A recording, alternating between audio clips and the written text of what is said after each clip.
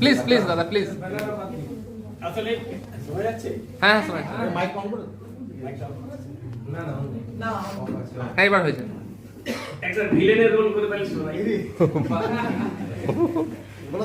পেটের মেয়ে জ্যোৎস্না দেখতে অপূর্ব সুন্দরী, সাপের খেলা দেখাচ্ছে, গান গাইছে।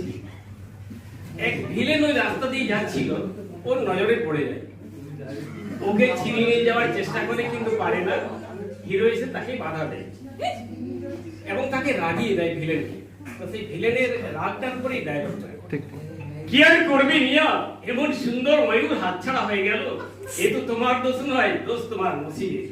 নসিব আমি খেতো বাঙালি নই যে নসিবে পাই আমি জুজুর মতো বসে থাকবো। আমি হামসি, নসিব আমার হাতে মুঠোয়। আমি আমার হিম্মত দিয়ে, তরমত দিয়ে, কলিজার খুন দিয়ে নসিবকে আমার পায়ে পায়ে হাজির করবোই। কাফির জন্তপাল, তোমাকে দেইয়া হবো না।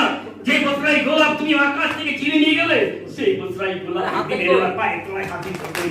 আমি হামসি, আমি নাম মির্জা মোহাম্মদ, শুকুর